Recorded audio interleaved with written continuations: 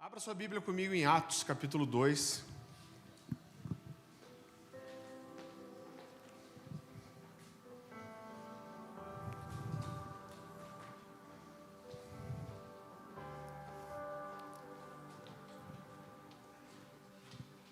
Vocês viram que o Renan está de cabelo novo, gente?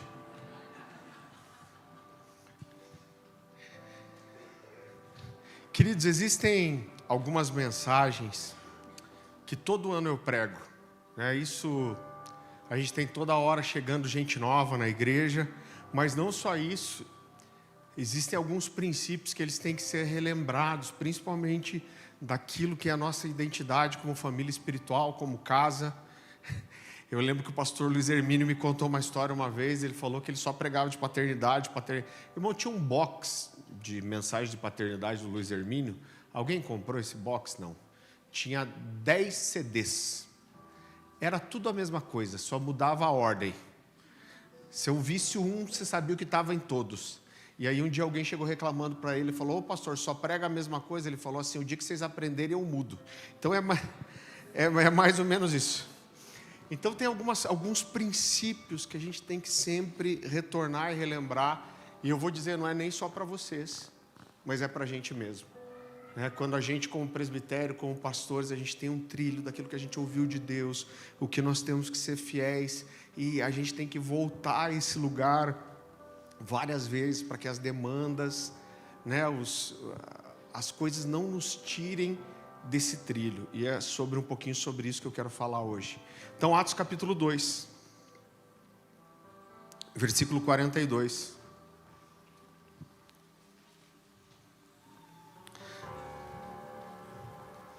Nossa, quanto barulho de Bíblia mexendo a folha, até me arrepia isso. Nós somos vintage. Atos 2, 42. Eles se dedicavam ao ensino dos apóstolos e à comunhão, ao partir do pão e às orações. Todos estavam cheios de temor e muitas maravilhas e sinais eram feitas pelos apóstolos. Todos os que criam mantinham-se unidos e tinham tudo em comum. Vendendo as suas propriedades e bens, distribuíam a cada um conforme a sua necessidade. Todos os dias continuavam a reunir-se no pátio do templo, partiam o pão em suas casas e juntos participavam das refeições com alegria e sinceridade de coração, louvando a Deus e tendo a simpatia de todo o povo. E o Senhor lhes acrescentava todos os dias os que iam sendo salvos. Queridos, eu entendo que um dos papéis da liderança da igreja, a gente falou sobre isso na aula que nós tivemos aqui na semana passada, quando a gente falou de ministério apostólico. Parte do papel da liderança é entender as estações espirituais e entender o que Jesus está fazendo para hoje. Essa é uma oração que eu faço com muita frequência. Quando Jesus chama os discípulos, ele diz: você quer ser meu discípulo? Então vem aí, siga-me. Eu falo: Jesus, o seu convite para mim é o mesmo. Eu falei: mas para eles era fácil, porque eles conseguiam te ver indo.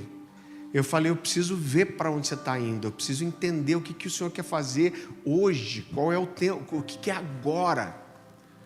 Deus nos escolheu para esses dias. Se nós não somos a última geração, nós com certeza somos a geração mais próxima do retorno de Jesus como Rei para julgar as nações e nos ter junto com Ele. Então, Jesus quer fazer alguma coisa agora, Eu gosto muito de uma frase que eu ouvi do Alessandro, e ele diz assim: olha, quem escolheu viver debaixo da nuvem está sempre em transição, está sempre em movimento.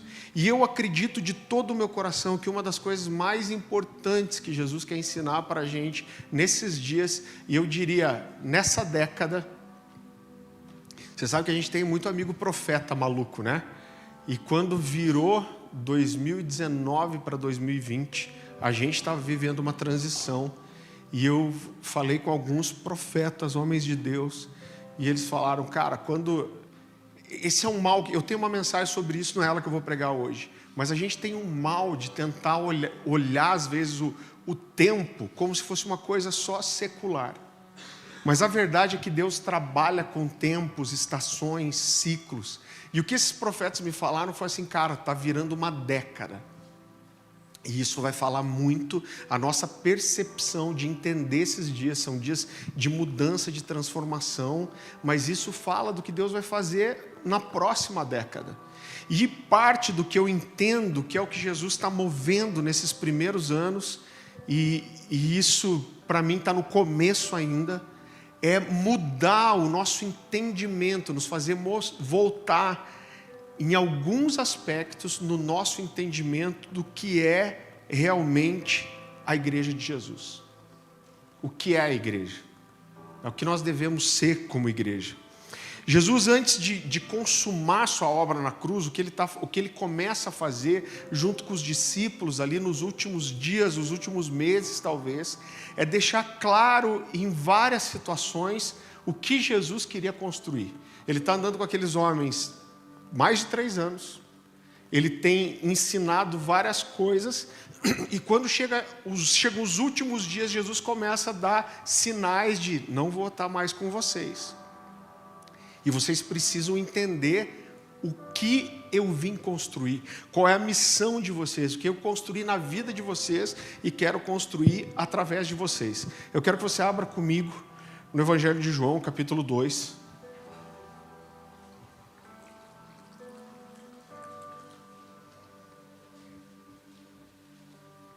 a partir do versículo 18.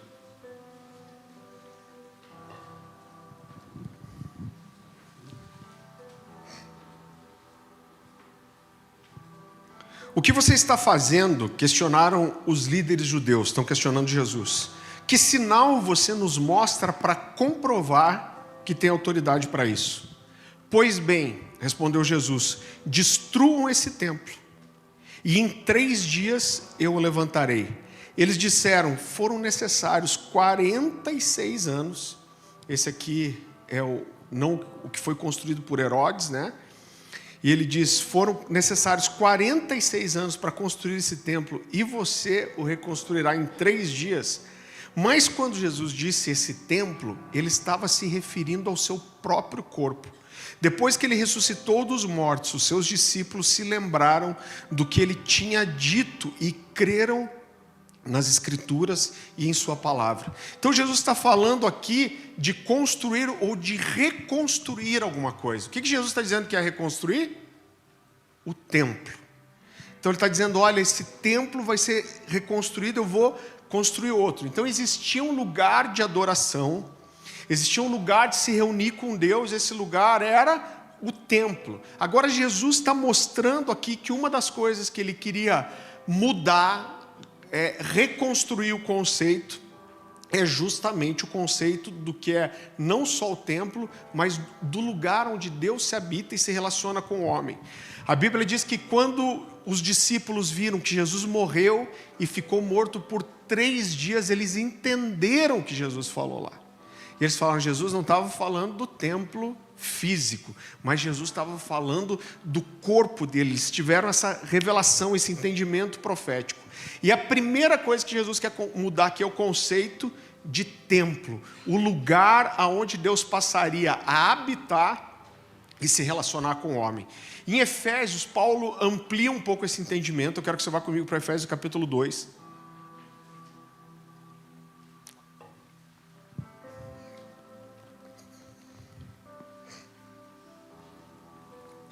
Versículo 19. A palavra do Senhor diz assim, Efésios 2,19. Agora, por causa do que Cristo fez, todos temos acesso ao Pai pelo mesmo Espírito. Portanto, vocês já não são estranhos e forasteiros, mas concidadãos do povo santo e membros da família de Deus. Esse termo começa a aparecer aqui. Juntos somos a sua casa, edificados sobre os alicerces dos apóstolos e dos profetas, e a pedra angular é o próprio Cristo Jesus. Nele somos firmemente unidos, construindo um templo santo para o Senhor. Por meio dele vocês também estão sendo edificados como parte dessa habitação, aonde Deus vive pelo seu espírito. Então Paulo, ele traz um conceito novo aqui, que era o conceito de família de Deus. Ele vai começar a falar de uma família espiritual. E ele está dizendo que quando essa família se une, ela constrói alguma coisa.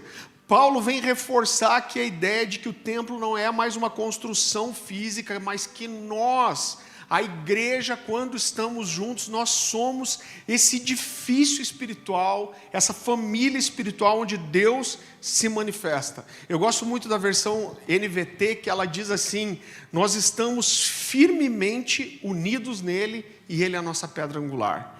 Então, eu acho que todos vocês conhecem esse conceito, mas a pedra angular era uma pedra que, quando você ia fazer uma fundação, hoje é muito parecido com isso, né?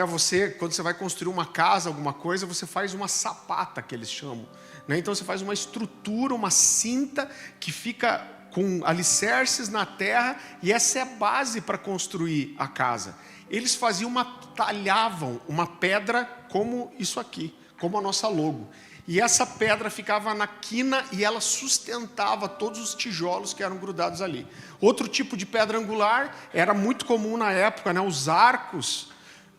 Então eles iam colocando várias pedras, e a pedra que ficava no meio, aonde todas as outras se sustentavam, que era uma pedra quase um triângulo assim, era chamada de pedra angular também. Então ele diz: olha, Jesus é esse fundamento, e nós somos as pedras que juntos constroem esse edifício espiritual. Pedro completa a ideia. Então eu quero que você vá comigo para 1 de Pedro, capítulo 2.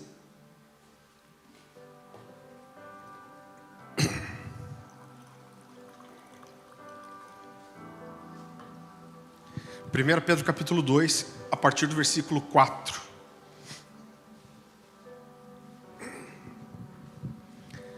Vocês têm se aproximado de Cristo, a pedra viva.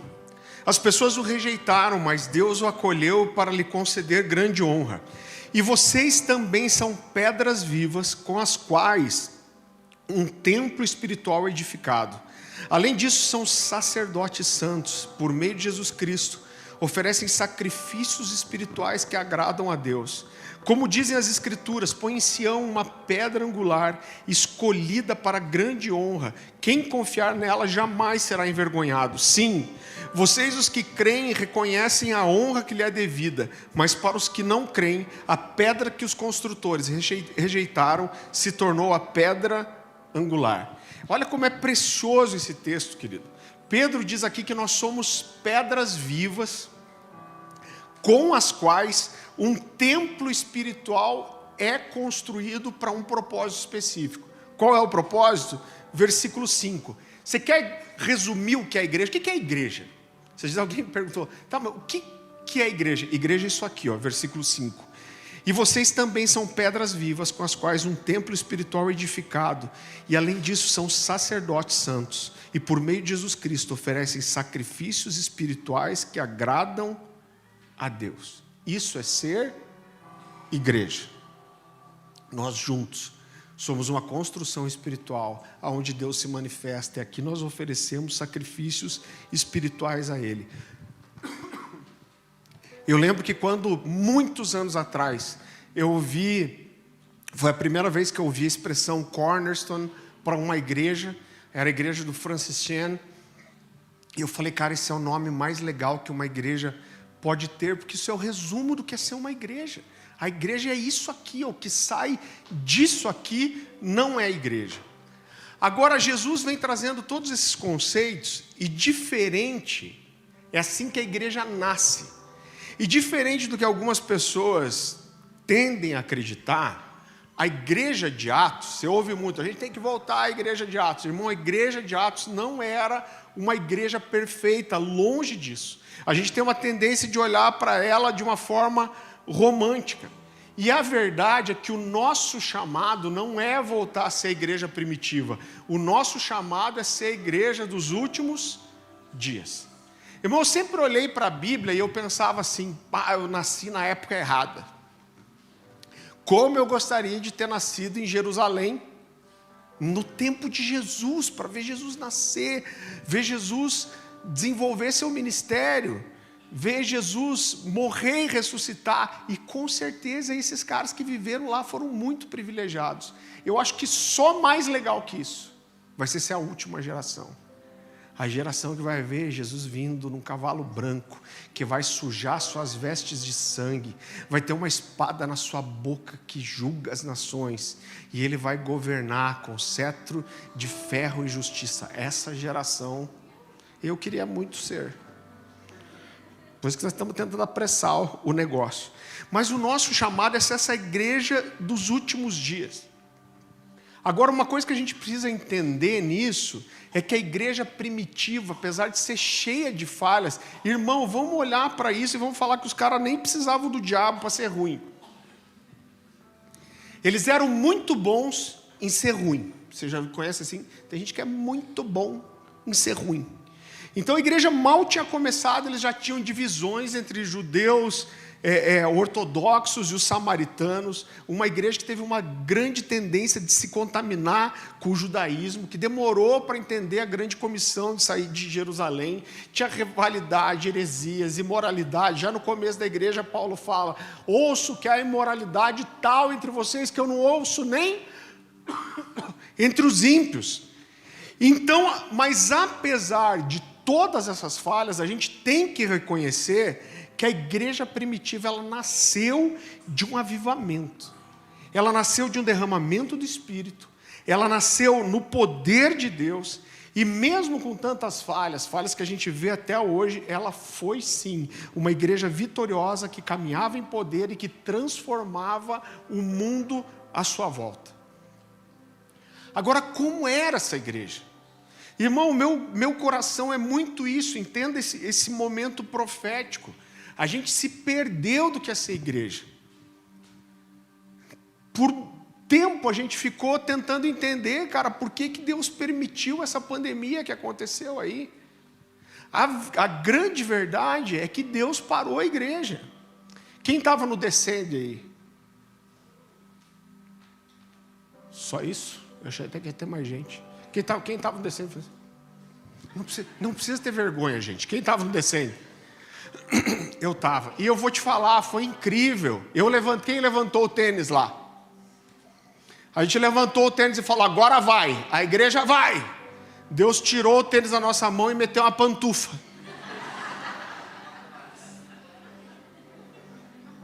A verdade é que Deus parou a igreja. Deus parou a igreja, gente. E para mim, a gente pode ver vários outros aspectos disso. Mas eu entendo que quando Deus parou a igreja, boa parte entendeu algo. E uma das coisas que eu entendo que Deus estava fazendo é assim, para e repensa o que você está fazendo. Para e se lembra de algumas coisas. A gente acabou edificando uma igreja muito de espetáculo, gente. A gente estava conversando essa semana, a minha juventude, adolescência, não faz muito tempo, a Dani falando a mesma coisa, cara, a gente passava o dia na igreja, sábado você ia para a igreja 2h da tarde e saía meia-noite. Quem teve uma adolescência e juventude assim? E cara, era a coisa mais legal do mundo, trabalhava, já ficava esperando o sábado, isso quando a gente não fazia vigília, na sexta-noite. E a gente foi edificando, eu estou colocando a culpa disso na liderança, onde a gente construiu uma igreja de consumismo. As pessoas saíam da sua casa para assistir um espetáculo, cheio de luz, telão de LED, fuzuê. Uma recepção incrível, ar-condicionado. Não que essas coisas sejam ruins. O problema é a gente se satisfazer com essas coisas.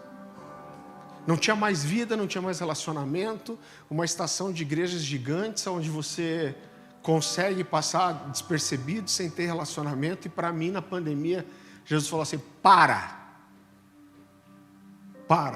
vamos pensar um pouco. Não é como quando você pega aquela criança mal criada, você fala assim: põe tua cabeça no cantinho lá e vai pensar na vida. Daí você pensa assim: será que ele está pensando mesmo? Talvez não esteja pensando, mas não está incomodando também. Então fica ali pensando mesmo, né? Então eu acredito que o Senhor quer renovar, fazer a gente voltar para algumas coisas.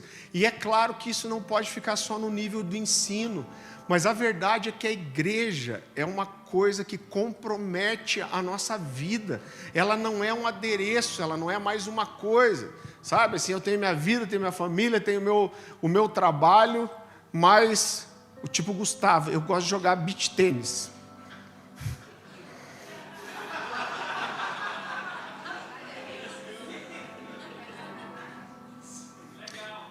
Tá treinando para ser velho.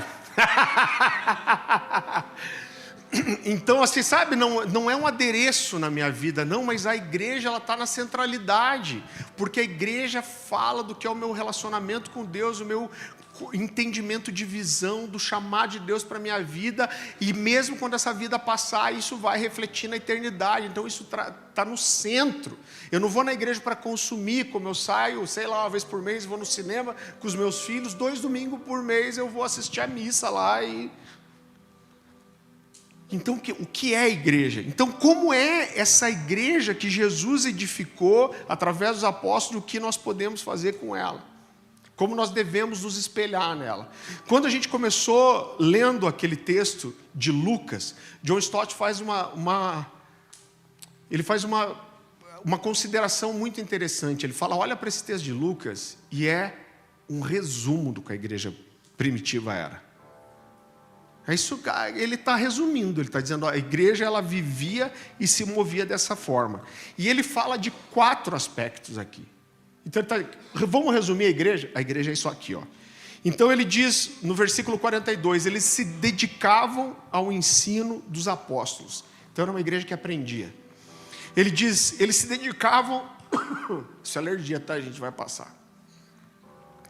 Eles se dedicavam, eles se dedicavam à comunhão e ao partir do pão. Então era uma igreja que tinha relacionamentos profundos. Eles se dedicavam à oração. Entenda que dedicação é uma coisa que não acontece sozinha. Eu estava lá em casa, não sabia o que ia fazer, estava com preguiça e resolvi me dedicar a algo. Não é assim. A dedicação ela é uma escolha. E eles se reuniam para louvar. Então ela era uma igreja que adorava, e tinha uma adoração intensa e verdadeira. E eu queria abordar rapidamente cada um desses pontos. Então o primeiro ponto é, eles se dedicavam ao ensino dos apóstolos. Era uma igreja que aprendia. Agora olha que interessante, se a gente juntasse vocês, eu não sei que você já ouviu essa mensagem, e eu pegasse qualquer um de vocês, eu falasse assim, me diz uma das características da igreja de Atos. Eu duvido que a primeira coisa que um de vocês ia dizer, o ensino. A gente ia falar das línguas de fogo, a gente ia falar do poder, de prédio tremendo, de paralítico andando, a gente ia falar talvez da distribuição dos bens, a gente podia até falar da comunhão, mas eu duvido que algum de nós talvez nem fosse citar o ensino. Mas quando Lucas vai fazer um resumo de como era a igreja, a primeira coisa que ele fala é, eles se dedicavam ao ensino dos apóstolos. E agora o que é incrível nisso é que a gente vai ver depois que todas as coisas vão convergir para isso e estão ligadas a isso. Então, o que Lucas está ensinando para a gente é que essa era a base para todas as coisas que foram vividas. O que eu quero dizer com isso? Então, depois da segunda pregação de Pedro, na primeira pregação de Pedro, o número de convertidos cresce para 3.000. Na segunda pregação, cresce para 5.000. Por que 5.000 entraram, fizeram parte da igreja? Porque a palavra foi pregada. Aquelas pessoas recebiam o Espírito Santo e eram batizadas, por quê? Porque era pregado sobre o Espírito Santo.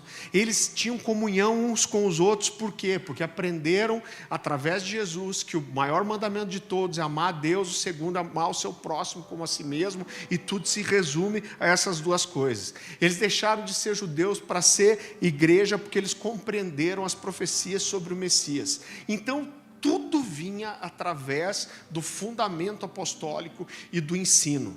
Então, a Bíblia diz que a igreja ela se dedicava a entender a doutrina apostólica.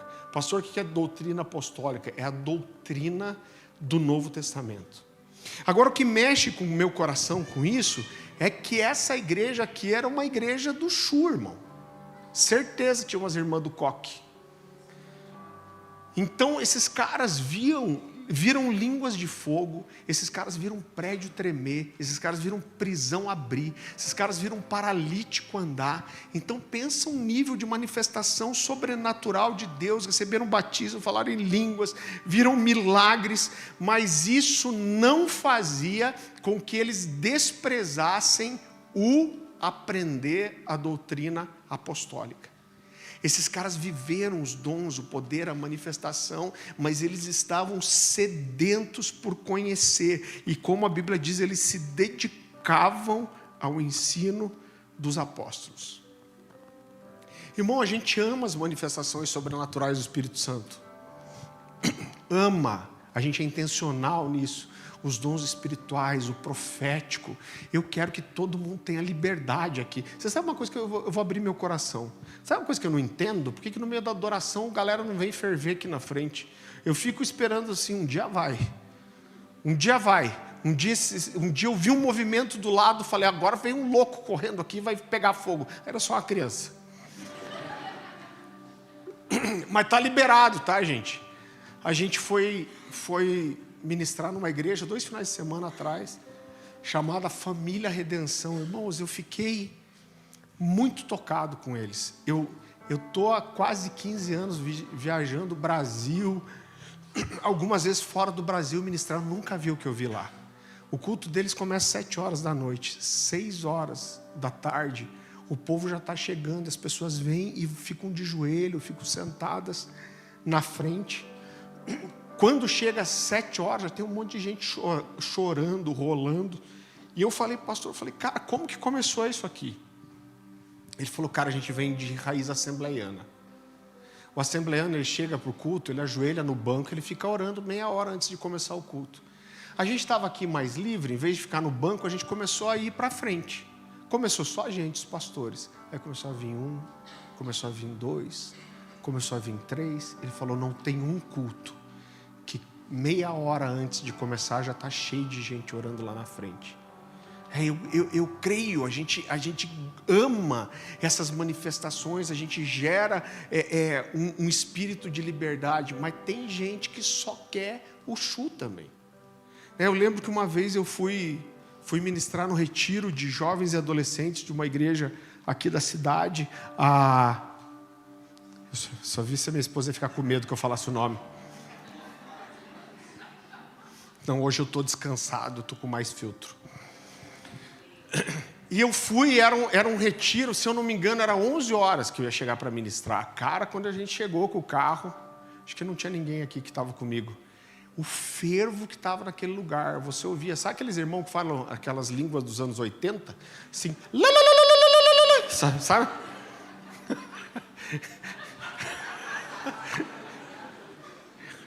Galera, mas você... Aí eu olhei e falei, mano, o pau tá fechando lá dentro, cara. Eu falei, tá facinho, hoje eu vou nadar de costa aqui. A hora que eu começar a pregar, já vai cair bola de fogo.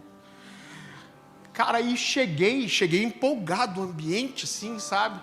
Aí abri a Bíblia, falei, abram suas Bíblias em tal lugar. E eu vi que não teve movimento nenhum, estava todo mundo assim me olhando. Falei, eles não ouviram, né? Falei, gente, abra por favor sua Bíblia comigo em tal texto. E ninguém se mexeu. Eu falei, não é possível que os caras não trouxeram Bíblia. Eu falei, gente, vocês não trouxeram Bíblia. Nem no celular. Vocês acham que retiro espiritual é retirar o espírito? Veio só... Cara, eu fiquei na carne já, porque eu fiquei com raiva já. Eu já fiquei... Eu falei, cara, como que os caras não... Daí o pessoal olhando para mim assim... Aí eu preguei a mensagem que eu falei do jovem rico. Quem estava aqui? Eu preguei essa mensagem esses dias. Que o jovem rico vem correndo, se joga nos pés de Jesus...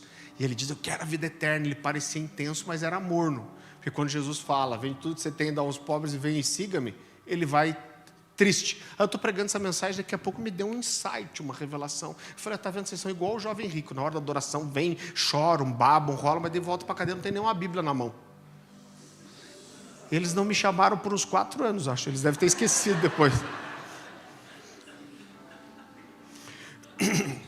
Mas as pessoas da igreja de Atos, elas estavam cheias do Espírito Santo.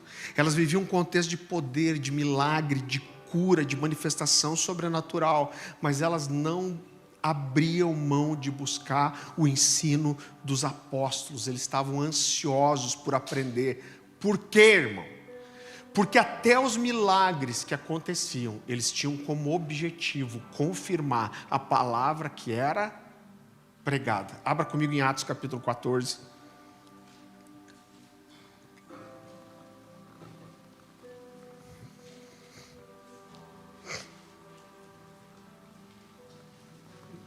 Atos capítulo 14.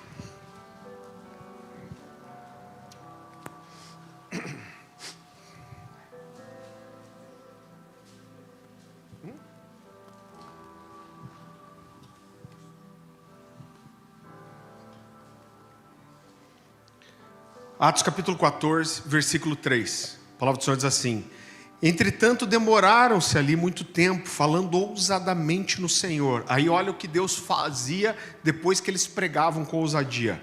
O qual confirmava a palavra da sua graça, concedendo que por mão deles se fizessem sinais e prodígios. Então os milagres vinham para confirmar a palavra que era pregada. Por quê, irmão? Eu vou falar uma coisa que você vai ficar chocado e entristecido. As pessoas que foram curadas lá em Atos dos Apóstolos, aquele paralítico que foi curado na porta formosa do templo, ele morreu depois. Eles não estão vivos mais. Sabe por quê? Porque o milagre tem prazo de validade, gente. A Bíblia fala que quando Jesus morreu na cruz, túmulos se abriram e mortos ressuscitaram. E eles morreram de volta depois. Então o milagre, por mais incrível que ele seja, eu não estou menosprezando o milagre, mas ele tem prazo de validade. Mas a palavra que é pregada, ela transforma não só a vida presente, mas ela toca e transforma a eternidade das pessoas. Por isso que a gente precisa fazer obras sociais. Agora a gente não pode cair no erro da galera da missão integral. Se você é adepto da missão integral, não levante sua mão para você não passar vergonha. Qual é o problema? É que não faz sentido eu tocar a vida das pessoas aqui se elas forem para o inferno depois, gente. Então a gente precisa fazer trabalho social e essas coisas? Sim, sempre. Eu acredito numa missão integral da igreja, que a igreja precisa sim tocar a sociedade. Agora, quando eu coloco isso na mesma altura do evangelismo, eu já me perdi, gente. Eu falei, eu estava conversando com um cara bem famoso aí, de missão integral. E aí eu falei para ele, eu falei, cara, mas vocês fazem todo esse trabalho social e vocês não evangelizam? Ele falou, não, cara, porque a pessoa tem que escolher por Jesus, e esse evangelismo, esse trabalho social que você faz e quer enfiar o evangelho goela abaixo, ele falou, isso aí é evangelho de Arapuca. Eu falei, cara, por que você vem assim? E eu acho que o que você faz é uma baita de uma sacanagem. Ele falou, por quê? Eu falei, cara, o que você faz é a mesma coisa que... Imagina que a gente está aqui, a gente tem muito conhecimento. E você descobre que tem uma ilha no Pacífico, que tem um monte de gente, que tem 200 pessoas que moram lá. Mas vai ter uma erupção vulcânica, difícil essa palavra, erupção vulcânica, e vai destruir a ilha. Aí você fala, meu Deus, uma erupção vai destruir a ilha, vamos para lá ajudar esses caras. Aí você vai lá, você dá remédio, você arruma os dentes dos nativos, aí você ensina eles a plantar, você ensina eles a construir casa, e aí você vai embora. Eu falei, que miserável que você é. O que adianta ensinar tudo isso para o vulcão explodir e matar todo mundo depois? Então, que adianta fazer o social se não for para levar essas pessoas para Jesus, irmão? Então, tudo que nós fazemos é importante, os dons são importantes, a cura é importante, o profético é importante, o trabalho social é importante, nós fazemos e queremos fazer muito mais. Mas a pregação do Evangelho, ela é a única coisa que pode tocar a eternidade das pessoas. É muito interessante, porque lá em Atos 4, quando Pedro e João vão para a oração da tarde e eles curam aquele paralítico na porta formosa do templo, a Bíblia fala que ele sai pulando, todo mundo conhecia esse cara, e quando junta uma multidão, eu acho muito interessante que Pedro começa a pregar, e ele expõe o Evangelho, e a promessa de Jesus é: vocês vão receber um Espírito e depois vocês serão feitos minhas testemunhas. Essa é a primeira vez que Pedro fala assim: Jesus que fez isso, que fez aquilo, que ressuscitou, do qual nós somos testemunhas. Para mim, ele entendeu o que ele tinha que fazer e a missão. A Bíblia fala que eles nem terminaram de pregar, as autoridades do templo levam eles presos, e daí no dia seguinte eles têm a oportunidade de se defender. Eles são eles são ameaçados de morte, ameaçados de apanhar. E quando esses homens ameaçam eles dizem entre eles assim: a gente não tem o que fazer, porque a cura que eles fizeram é notória. Mas quando eles vão até os apóstolos, eles não proíbem eles de curar, mas eles proíbem eles de pregar. Por quê? Porque a pregação sempre incomodou muito mais do que a manifestação de cura ou de poder. Você entende isso? Então, querido, nós vivemos um tempo que a igreja é rasa. Irmão, é muito difícil se achar igrejas que são bíblicas de verdade. E isso foi criando uma cultura. As pessoas querem vir para a igreja: eu quero ouvir uma palavra que me deixe bem. Aqui vai acontecer às vezes sem querer. Nosso papel não é te deixar bem e felizinho. Nosso papel é trazer o Evangelho para você, que é capaz de transformar a sua vida, irmão. Nada que não nos confronta nos transforma. Né? Então, nosso papel é isso, cara, é ajudar você a ter um confronto com a verdade. E para isso a gente precisa de sede das Escrituras. Você nunca vai chegar nesse lugar se você só se alimentar de um culto de domingo. Né? É por isso que a gente acredita tanto em escolas. A gente tem escola aqui, Valentes pela Verdade, na segunda. O Fábio Coelho está fazendo a escola. O Mike Duque vai começar, a escola vai ter aqui a cada 3 meses. O Jason Lee Jones disse que quer fazer uma escola aqui para jovens e adolescentes, principalmente adolescentes do profético. Irmão, nós estamos quicando com isso. Então nós acreditamos muito nisso. Agora, mais do que tudo isso, é você ter um coração que é sedento, dedicado ao ensino apostólico. Eu lembro que um dia eu estava com o Calil, que é um grande amigo, e ele perguntou alguma coisa da Bíblia. Eu falei: não, cara, isso. Aí ele falou assim: cara, como que você sabe guardar essas coisas? Eu falei: cara, é normal, eu cresci na igreja. Ele falou: mas eu cresci na igreja e não sei não. E eu parei para pensar um minutinho, e eu vi que minha mãe despertou um negócio em mim. Eu nunca ouvi alguma coisa num culto que eu não conhecia, que eu não tinha ouvido falar, que eu não entendia, e deixava para lá. Toda vez que eu voltava para casa, eu ia buscar aquilo. Eu não me contentava em não saber. E nós precisamos ter essa fome. E eu creio que o Senhor está despertando isso na vida da igreja de volta. Em segundo lugar, Lucas diz: se dedicavam à comunhão e ao partir do pão. Então essa era uma igreja que tinha relacionamentos profundos. Eles estavam nas casas uns dos outros, eles estavam na mesa uns dos outros, eles comiam junto, eles tinham relacionamentos profundos. Como eu disse, é muito fácil, irmão, a gente, numa época de igrejas, mega igreja, você se esconder na igreja. Então você vem, você não tem relacionamento com ninguém, e você acha que isso é igreja, porque você entrega seu dízimo, porque você vem no culto, porque você bate palma. Isso não é ser igreja, gente. Eu imagino que a gente tem aqui na igreja hoje 350, talvez 400 membros mais ou menos. Eu não sei até quando a gente pode crescer. Agora, uma decisão que a gente tem no nosso coração é que a gente não quer crescer a ponto disso prejudicar a comunhão. Alguém me perguntar, mas se for chegando gente, cara, se for chegando gente, vão descobrir aonde que tem mais Livingston na cidade e vão abrir outra igreja lá. Glória a Deus, é mais pastores que a gente está levantando, mais ministérios, mais times de adoração. Por quê? Porque uma igreja que não vive mesa e relacionamento não é uma igreja, irmão.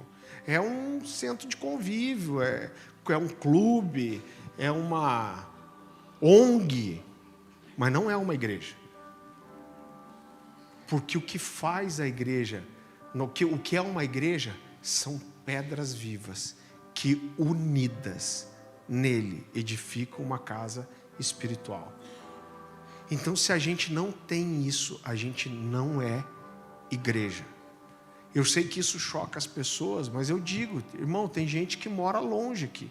A gente tem um irmão aqui que vem 3 horas de ônibus para chegar aqui no domingo. Para estar aqui, se desloca. Fica difícil vir todo domingo. E mesmo assim eu vejo eles a maioria das vezes aqui. Mas tem gente, a gente tem gente de São José dos Pinhais, de vários lugares longe. Então tem gente que não consegue estar todo domingo, mas o cara está numa living. Então para mim, o cara pode estar todo domingo aqui. Agora, se ele não está no lugar onde ele se relaciona, onde ele tem conflito, ele não é igreja. Para mim ele é um visitante. É um visitante de todo domingo. Mas ser igreja é a gente ser família, a gente ter relacionamento. Você se relaciona, dá um monte de treta, irmão. É como a Bíblia fala, como o ferro afia o ferro, assim o amigo afia o seu amigo. Exortai-vos e aconselhai-vos mutuamente. Alguém que convence o seu irmão de um pecado, como que ele fala? É alguma coisa, está na Bíblia.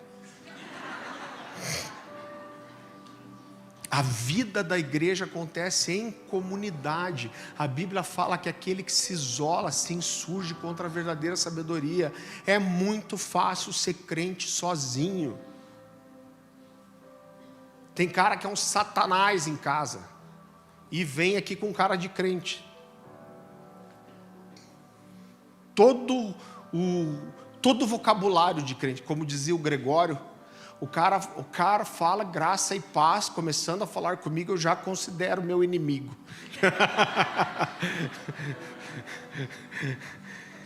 tem todo o vocabulário de crente, aí chega em casa é o diabo.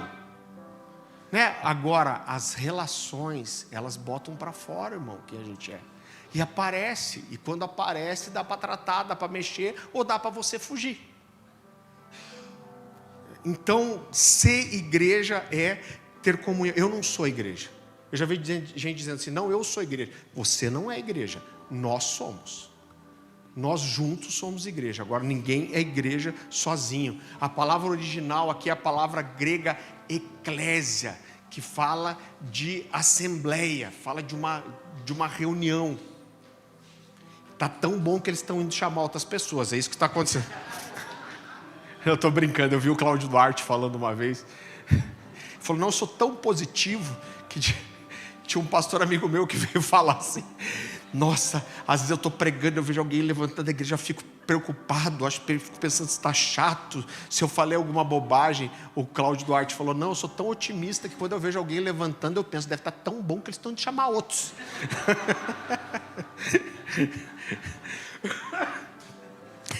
Ai, gente, a gente está em casa, né? Então, estar na casa de outra pessoa, sentar na mesa, comer, isso fala de intimidade verdadeira, principalmente em Curitiba, irmão.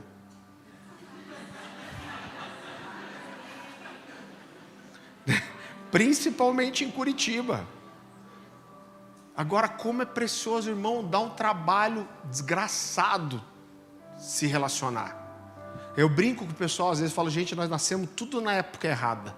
Nós devíamos ter sido pastor uns 50 anos atrás, que o pastor era um pregador. O cara entrava no domingo para pregar e era isso aí. Agora a gente tem que cuidar de gente. Esses tempos atrás, fui numa igreja no Mato Grosso, acho que eu já contei isso aqui.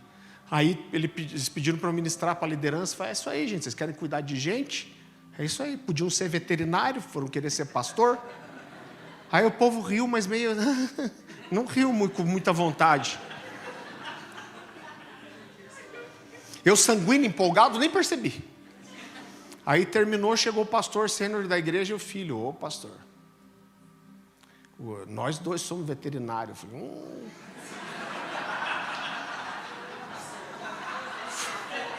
falei, que sorte. Aí eles falaram assim, do jeito que você falou, você acha que é fácil ser veterinário? Aí eu falei, mas duvido que um dia você cuidou de uma vaca, ela saiu falando mal de você. Eu falei, não. Saí bem ainda.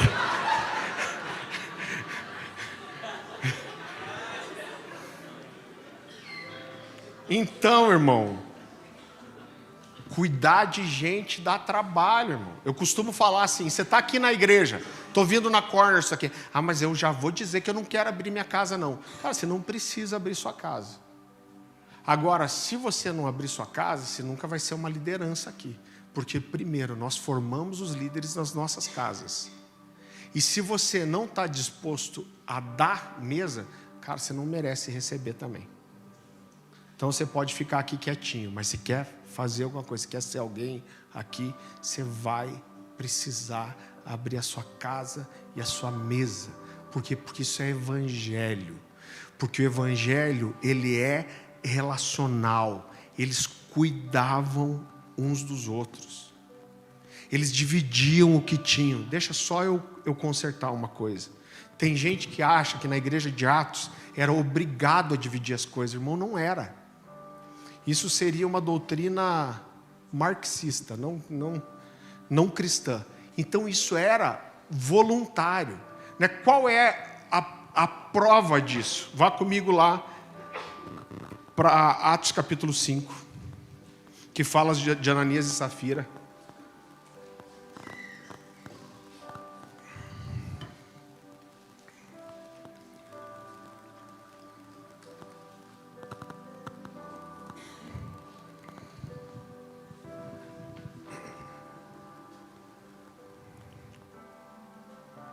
Atos capítulo 5, a partir do versículo 1.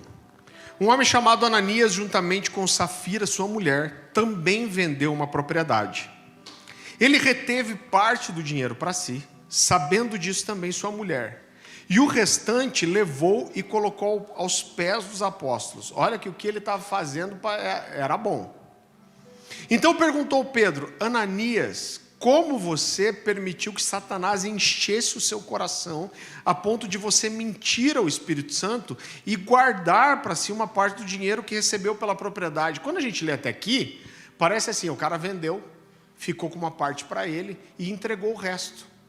E cara, qual que era o erro dele? Ele tinha que entregar tudo. Não era isso. Vamos continuar lendo.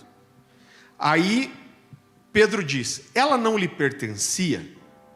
E depois de vendida, o dinheiro não estava em seu poder? O que o levou a pensar em fazer tal coisa? Você não mentiu aos homens, mas sim a Deus.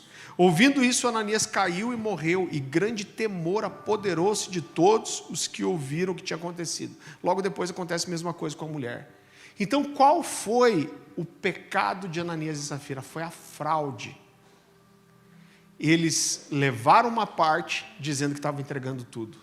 E Pedro está tentando entender, ele está dizendo, cara, por que você fez isso? A terra não era sua? Depois que você vendeu, o dinheiro não era seu? Agora, você quer vir trazer uma parte, dizer que está entregando tudo? Sabe qual é o problema aqui, irmão? Olha como é perigoso você fingir ter uma espiritualidade que você não vive. Foi isso que eles fizeram. Eles fingiram uma espiritualidade que eles não viviam. Agora, essa distribuição era voluntária. Eles voluntariamente queriam cuidar uns dos outros. Irmão, Deus é muito generoso conosco. Essa é uma igreja generosa. Vocês contribuem. A gente faz questão de não ficar fazendo campanha todo o tempo aqui. A gente prefere segurar algumas coisas. A gente estava anunciando que ia fazer uma campanha para comprar o ar-condicionado. Aí uma pessoa veio da igreja e falou, não, eu vou pagar o ar.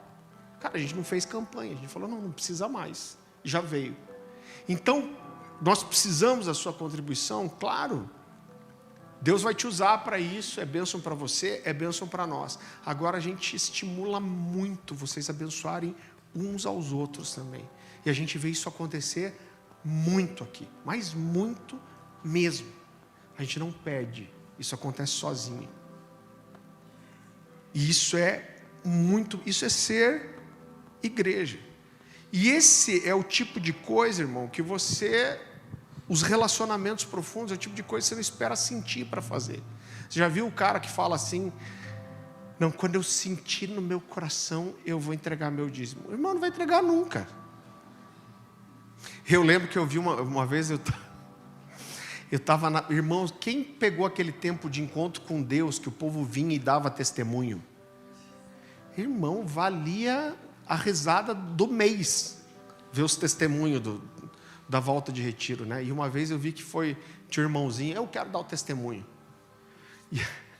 E aí ele contando que ele fumava, e ele falou: não, eu vou no retiro, já me falaram que tem uma fogueira lá, e na hora da fogueira eu vou jogar meu cigarro lá e nunca mais vou fumar. E eu fui determinado. Ele está contando assim, com aquele jeitão meio, aquele andar meio, parece que está em cima de um barco. E ele falou: e aí eu fui. E aí chegou a hora da fogueira. Falei: agora que eu vou me livrar desse negócio. Mas eu cheguei na beira da fogueira e não senti de jogar meu cigarro. Poxa vida, né? Então tudo bem. Então, irmão, é o tipo de coisa que você não espera sentir para fazer. Você faz. Você decide abrir sua vida. Depois que você aprender a ser igreja assim, você nunca mais vai conseguir viver a igreja de outro jeito. Mas até chegar lá, eu vou te dizer, é meio complicado. Vai ter umas horas que você vai se arrepender, provavelmente, mas permanece que vai dar certo.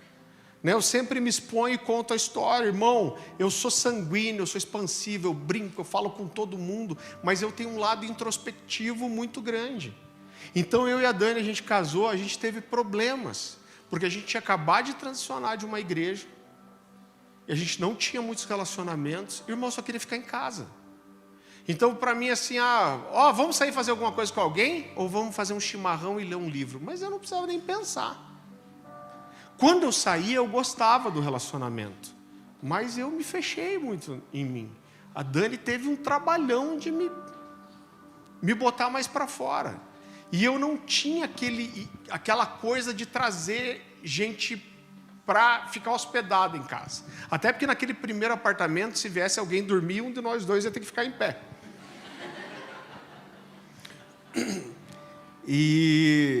Mas aí eu lembro que quando a gente foi para ser ordenado, a gente teve uma situação de alguém que estava vindo, a Dani, vamos hospedar? Eu falei: ai, amor, pois é, tira a nossa liberdade. Ela falou: cara, eu odeio, ela quase sempre tem razão. Quem tem ódio da sua esposa, quase sempre tem razão. E ela falou: cara, você vai ser ordenado, você vai ser um presbítero. Você já viu que uma das qualificações, das exigências para o presbítero é que seja hospitaleiro? Nossa, que droga, mano.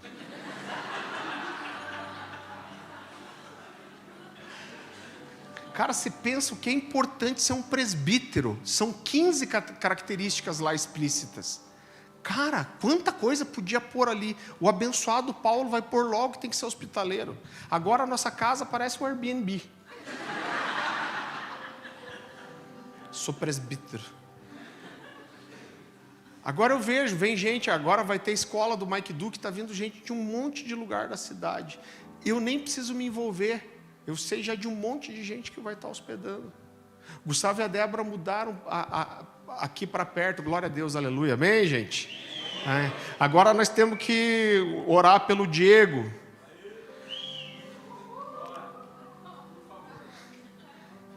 A casa dele, onde ele mora, se ele tiver uma bicicletinha, ele chega em Antonina em 15 minutos. Ele saiu 10 horas da manhã para chegar aqui. Então, gente, quando eu estava falando com o Gustavo e com a Débora, uma das primeiras coisas que eles falam: cara, a gente está sonhando para mudar logo, tá lá, porque nessa casa a gente vai poder hospedar as pessoas. Cara, isso tem que entrar em nós, porque isso é ser igreja, gente. A igreja ela vai mexer com a sua vida, com o seu conforto, com o seu comodismo. Em terceiro lugar, se dedicavam às orações. Era uma igreja que orava e orava muito. Eles perseveravam na oração. As coisas aconteciam quando eles oravam. A ordem de Jesus fica em Jerusalém. O Espírito Santo vem quando eles estão juntos orando. São muitos textos, eu não vou ficar lendo cada um deles. Irmãos, por isso que as salas de oração aqui são tão importantes para nós.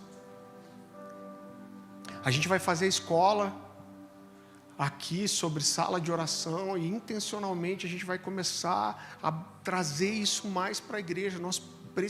A igreja não pode perder esse lado místico da fé. Quando eu falo de místico, eu não estou falando de fazer aqueles jardim de areia com pedrinha.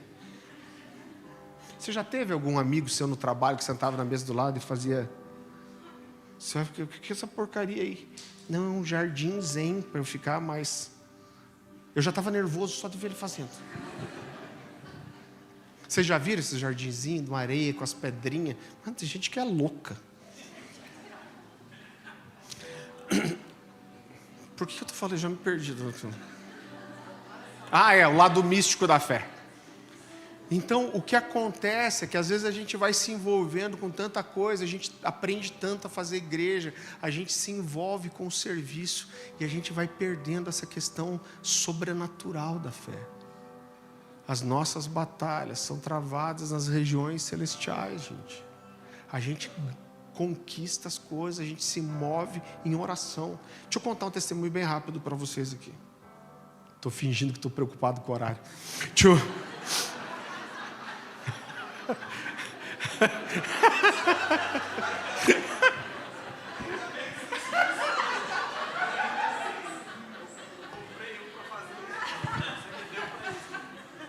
Eu dei um relógio pro Diego, não adiantou nada. Deixa eu contar um testemunho bem rápido para vocês. Quando a gente saiu da antiga igreja, o Luciano pediu para a gente ficar fechado 6 meses. Quando deu 6 meses, a gente não tinha um imóvel. E eu falei com eles, esse é um sinal para mim que não é para a gente abrir ainda. Quando Deus quiser que a gente abra, Deus vai nos dar uma casa. E a gente ficou 3 meses mais ou menos. Eu insisti muito. A Dani já tinha aberto, raiva. A gente já tinha aberto mão, mas eu estava insistindo. No imóvel ali na BR, para no final de 3 meses, a imobiliária falar para mim, cara, para de tentar, porque eles não querem alugar para vocês, porque é igreja. E eu fiquei bem chateado assim. E aí a gente veio receber uma palavra profética. Um profeta amigo nosso falou, Deus vai dar um lugar para vocês que é conceitual, que ao mesmo tempo que vai ter um ambiente de casa, tem um negócio de modernidade. Cara, quando a gente pisou aqui, a gente sabia que era esse lugar. Só que olha só, a gente ficou alguns dias negociando, chegamos a uma conclusão, vimos o contrato, e daí, fechou então? Fechou, vamos assinar. Aí o cara da imobiliária falou, vou te mandar o contrato. Foi chegando no fim do dia, o cara não mandou o contrato. Eu lembro que eu brinquei com ele. Falei, cara, já estou com a roupa de assinar contrato aqui. Cadê o contrato? Ele falou, Farley, eu não sei o que te dizer. Eles me falaram desde manhã que já iam mandar o contrato. E, cara, não chegou ainda. Segundo dia. Falei, cara, hoje chega. Ele, não, hoje chega. Foi passando, chegou meio-dia, chegou 2 da tarde, chegou 3 da tarde. Cara, eu já estava assim... Eu falei, cara, o que está acontecendo? Ele falou, Farley, eu não sei, mas eu ligo, eles dizem que vão mandar, mas não mandam, eu também não posso obrigar eles. A gente chegou no 3º dia. No 3º dia a gente ligou à tarde, eu falei, cara, me diz o que está acontecendo, eles estão desistindo do negócio. Eu falei, cara, me fala, porque eu estou movimentando um monte de coisa para isso. Ele falou, Farley, eu não sei o que te dizer. Porque eu ligo para eles, eles não falam que não vão entregar. Eles dizem, eu vou mandar, já te mando. Mas é o 3º dia, ele falou, cara, eu não tenho como obrigar eles. E eu fiquei bem mal, assim, falei, Deus, o que está acontecendo? O Senhor deu esse lugar para a gente. E eu estava orando em casa, eu senti de subir e orar. E alguns dias antes eu tinha tido uma visão do que eu acredito que é o principado da região aqui. E eu vi esse principado bem aonde é a Cacau Show. Ele não tem a ver com chocolate, tá, irmão? Bem onde é a Cacau Show ali. Eu vi, orando, teve uma história sobre isso, eu não vou ficar insistindo nisso. Mas eu subi muito triste para o ático lá em casa, falei, Deus, o que está acontecendo esse negócio? Já tinha passado o terceiro dia, era 11 horas da noite do terceiro dia que o contrato não vinha. E aí me deu uma indignação santa daquela, sabe? Que raiva. Eu fiquei louco, falei, Dani, liga para a intercessão aí que eu vou ir dar uma voadora naqueles demônios lá, que tem um negócio travado aí. Eu falei, sanguíneo ainda, nem perguntei se ia, se não. Eu falei, liga para o povo e manda orar. E peguei o carro e vim primeiro aqui na frente. Cara, a hora que eu desci aqui, me arrepiou até o... E aí eu falei, diabo desgraçado, você vai sair daqui, esse lugar vai ser um lugar de adoração, de ganhar vidas. Falei, você vai cair aqui, eu vou levantar um altar para o Senhor nesse lugar, é Deus que me chamou, é Ele que está me dando, tua briga não é comigo, é com Ele. E aí orei até aquela coisa baixar. Aí fui até o lugar onde eu tinha visto o principado. Aí fiz a mesma coisa, saí, arrepiou, já preguei fogo. Falei, esse lugar é para o Senhor, vai ser um lugar de avivamento, de oração. E cara, a hora que acabou o negócio, que eu senti assim, fiz o que eu tinha que ter feito. Eu estava na frente da Cacau Show ali, eu dei a volta na rua para voltar para casa aqui pela Via Vêneto. Quando eu dei a volta de carro e eu estava passando ali só foi isso, eu terminei de orar, entrei no carro, dei a volta ali na Manuel Ribas e vim para cá e peguei a Via Vêneto. Quando eu peguei a Via Vêneto aqui, eu vi a luz do meu celular. Eu acho que era 15 para meia-noite. Uma mensagem do dono da imobiliária. Acabei de receber seu contrato. Cara, como que o dono da imobiliária, quase meia-noite, depois que eu terminei a oração, então a gente não pode perder isso, gente. A gente tem que crescer em todas as coisas, mas as nossas batalhas, elas são espirituais. A gente precisa ser uma igreja que ora, nós precisamos orar junto, nós precisamos gerar coisas no espírito, nós precisamos andar em um movimento profético, a gente precisa ouvir a voz de Deus, a gente não pode perder essas coisas. Em quarto e último lugar, eles se reuniam para adorar. Então essa era uma igreja que adorava, e a sua adoração, ela era verdadeira porque ela era fruto de tudo o que eles viviam. O Diego ensina muito bem sobre isso, mas existe uma confusão muito grande hoje sobre os princípios da adoração. Que tristeza deprimente que é você ir em muitos lugares hoje. Cara, que é tanta luz, fumaça, telão, que sabe o que é triste? Que as pessoas não precisam do envolvimento da igreja, porque é um show. Então, independente das pessoas se envolverem, participarem ou não, o espetáculo vai acontecer. Vamos falar de uma coisa bem simples aqui. Se eu coloco um monte de canhão de luz num palco, eu coloco fumaça, eu coloco um telão de LED, eu estou chamando as pessoas para oferecer alguma coisa para Deus, ou eu estou chamando as pessoas para assistirem? Então é feito para as pessoas assistirem, irmão. E não existe envolvimento, não existe uma prestação de culto. O outro lado é que tem muita gente que acha que Deus se impressiona com aquilo que a gente expressa externamente, grito, pulo, lágrima. Não que essas coisas não sejam boas, essas coisas são importantes. Como eu falei, eu fui muito ministrado pelo povo que vai na frente antes do culto, está todo mundo orando na frente do púlpito. Então eu não estou dizendo que essas coisas não são boas, mas elas sozinhas não significam nada. Como o jovem rico que veio correndo, se jogou de joelho, mas o coração dele não estava no Senhor. Agora o que Jesus está nos ensinando ensinando para o jovem rico, é que essa expressão externa, ela não faz sentido se ela não refletir uma verdade interna, como aqueles jovens e adolescentes daquela igreja. Todo mundo babando, chorando, mas o cara não tinha uma Bíblia para receber a palavra de Deus. Então, a verdadeira adoração, lembra que eu falei que tudo convergia para a palavra? A verdadeira adoração, ela é uma resposta à revelação bíblica. É a palavra de Deus que diz para a gente: adorem. É a palavra de Deus que diz para a gente por que a gente deve ser adorado. Eu acho muito interessante que quando Jesus vai ensinar sobre adorar em espírito e em verdade, e é tão difícil às vezes a gente entender sobre isso, mas Jesus fala isso quando ele pede água para aquela mulher samaritana no poço. E ela fala: olha, você é um judeu e está falando comigo? Quem eram os samaritanos?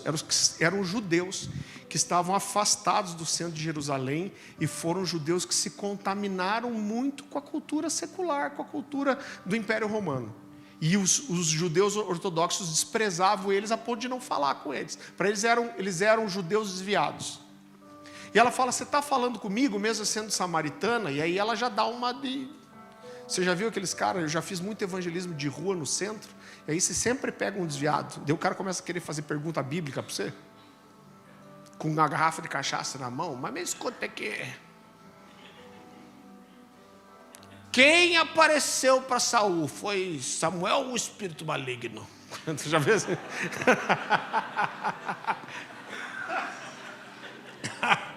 Ai, gente. E aí essa mulher olha e fala assim: pô, você é judeu, está falando comigo? Ela fala: alguns dizem que o lugar de adorar é esse, outros dizem aquele. E aí Jesus fala para ela assim: os verdadeiros adoradores são aqueles que adoram em espírito e em verdade. Ele fala para ela assim: sabe qual que é o problema? É que vocês samaritanos adoram aquilo que não conhecem. Isso é muito interessante, porque Paulo fala uma coisa muito semelhante. A Bíblia diz que ele vai para o Areópago em Atenas, que era o lugar onde os filósofos e pensadores se reuniam, e eles chamam Paulo para conversar. E eu não vou arriscar dizer o nome dele, que eu vou falar bobagem, depois eles vão tirar sarro de mim. Mas um filósofo foi morto por ser acusado no Areópago de trazer uma nova religião. E aí Paulo vai lá e eles falam assim: qual que é essa nova religião que você está trazendo? E aí Paulo era ligeiro. Ele falou assim: não estou trazendo uma nova religião. Ele falou: eu estou vendo que vocês são muito religiosos, vocês têm muitos altares aqui, e andando entre as imagens que vocês têm aqui, eu vi um altar ao Deus desconhecido.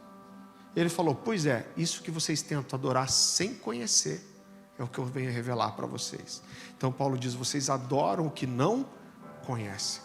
John Stott tem uma frase muito interessante. Ele diz que a adoração sem conhecimento, ela está fadada em se tornar idolatria.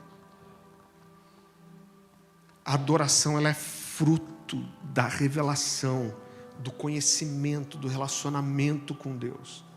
Na adoração nós exaltamos os atributos de Deus revelados nas Escrituras.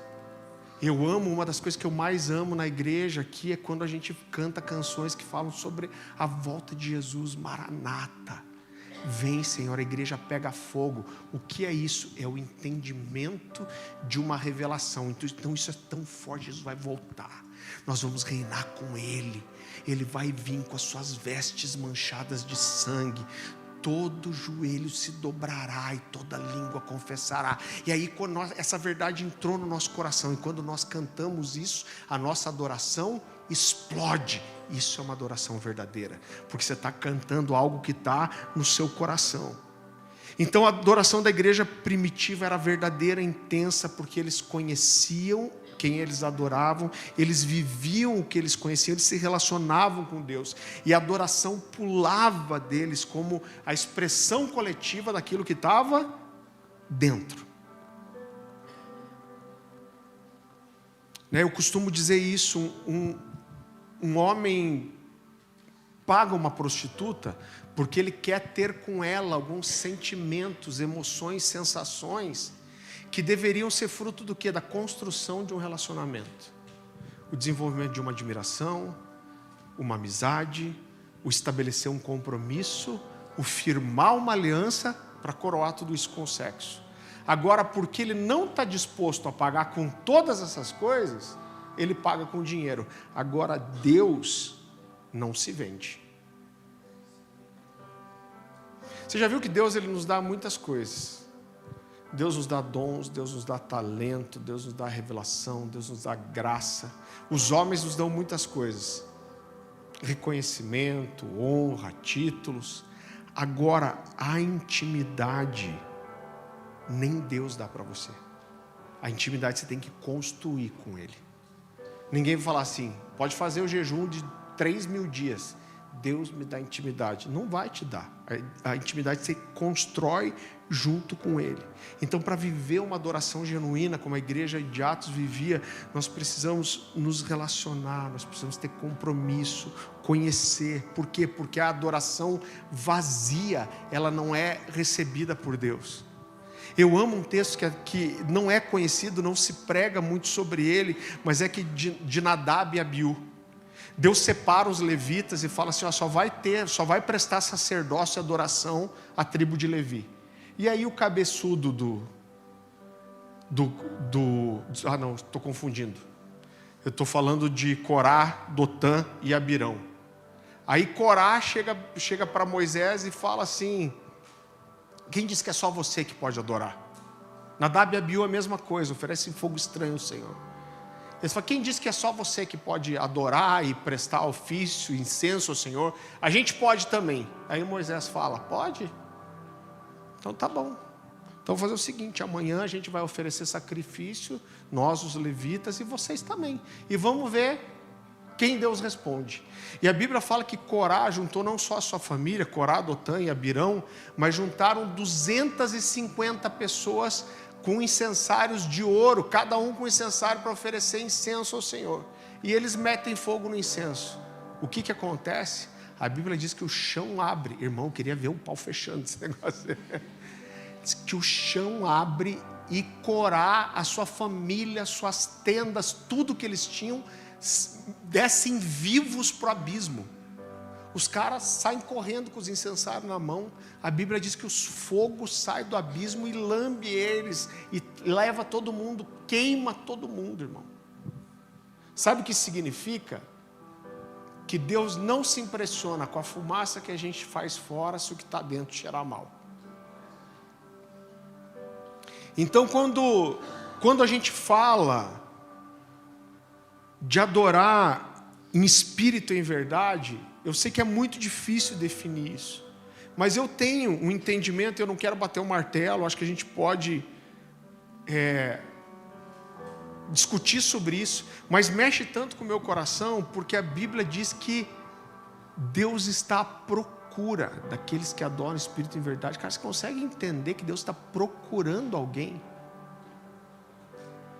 Deus está em busca, Deus está procurando aqueles que adoram o espírito em verdade. Agora, se a gente separar aqui 10 pastores, perguntar o que é adorar o espírito em verdade, acho que todo mundo vai falar uma coisa diferente. Mas para mim, talvez a direção seja algo simples. E adorar em verdade, talvez seja o que Jesus falou para aquela mulher samaritana, você adora o que não conhece, o que Paulo falou para os atenienses. Eu entendo que adorar em verdade é quando aquilo que eu expresso em adoração fala de uma verdade que está no meu coração. Irmão, eu tenho um temor muito grande com isso. Você lembra? Eu sou crente velho. Lembra quando a gente tinha aquela música que cantava, que a igreja cantou até a gente odiar a música? Que era aquela assim, somos corpo, e assim, e aí era toda coisa, saia e abraça seu irmão, aperte a mão dele, diga para ele, somos corpo. Irmão, eu ficava dublando, cantando outra coisa. Tirei o pau da...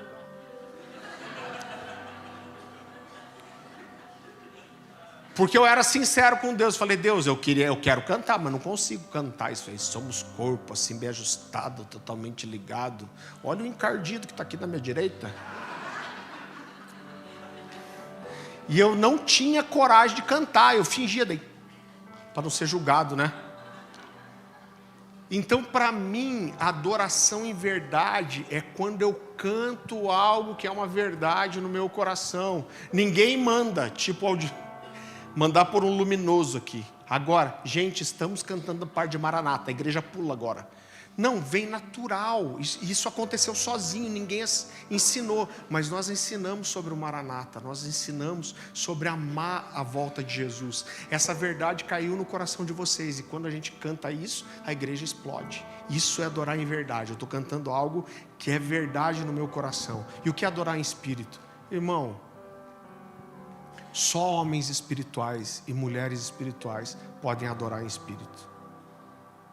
Porque homens e mulheres carnais vão adorar na carne. Porque a gente só consegue entregar aquilo que a gente tem.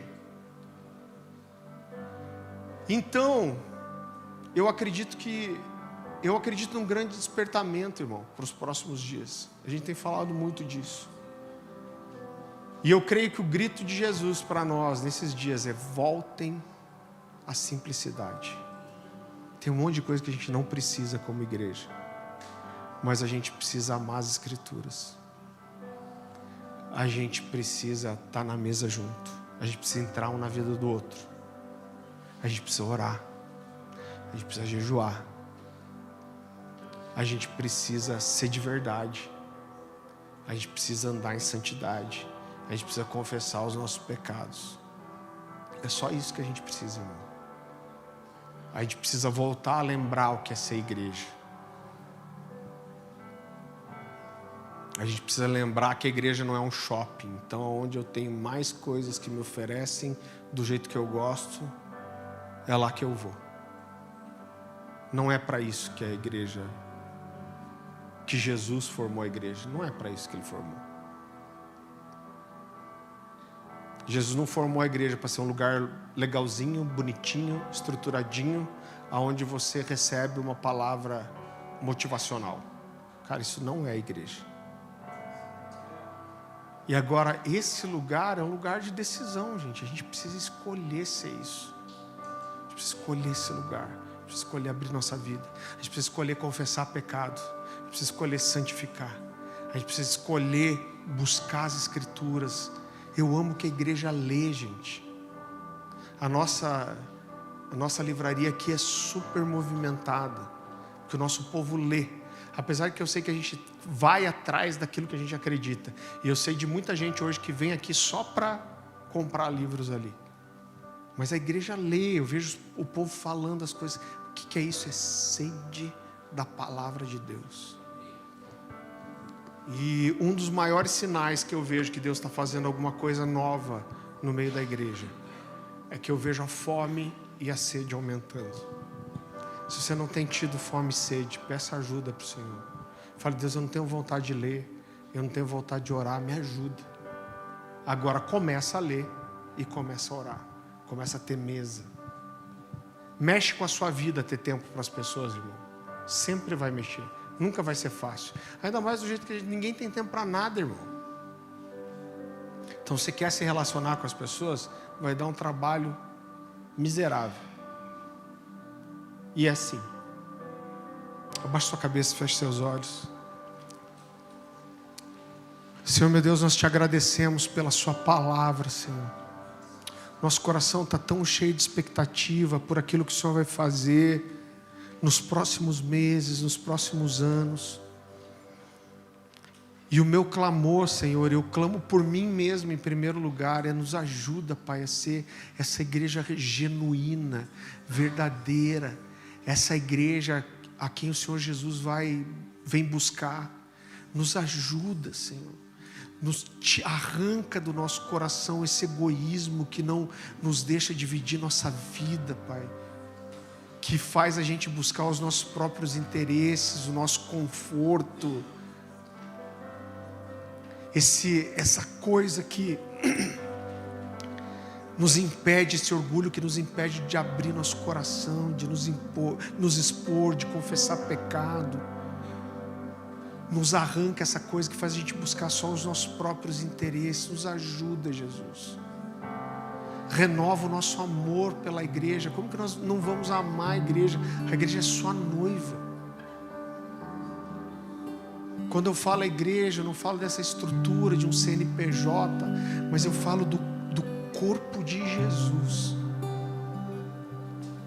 Nos ajuda, Pai, coloca essa verdade no nosso coração. aqueles que têm ferida, que foram magoados pela igreja, Pai, que perderam o alvo, que aprenderam de um jeito errado. Nos ajuda a voltar atrás, Senhor. Nos ajuda a voltar atrás, nos ajuda a nos arrependermos por aquilo que a gente fez da igreja, Deus. Nós liberamos perdão para aqueles que nos ensinaram da forma errada, que nos ensinaram a coisa errada, do jeito errado. Mas revela para nós o seu coração. Qual é a igreja do seu coração, Senhor? Nós sabemos que ela não é perfeita, ela é falha, ela é feita de gente, mas ela é viva, ela anda em poder, ela é apaixonada, ela ama o Senhor. Nos ajuda, Jesus. Nós somos um pequeno grupo de pessoas aqui num canto de Santa Felicidade, mas nós queremos viver a verdade, Senhor, da igreja, do que é ser família espiritual, família de Deus. Nós queremos, nos ajuda, Pai, nos ajuda a vencer tudo dentro de nós, no nosso coração, na nossa alma, que precisa ser desconstruído para que a gente possa viver isso que o Senhor sonhou para nós. Nos ajuda a voltar, a nos lembrar do que foi perdido, Pai. Traz essa essência simples de família espiritual de volta. É isso que nós clamamos, Senhor, em nome de Jesus. Que o Senhor nos leve para casa em paz, em segurança. Continua ministrando ao nosso coração.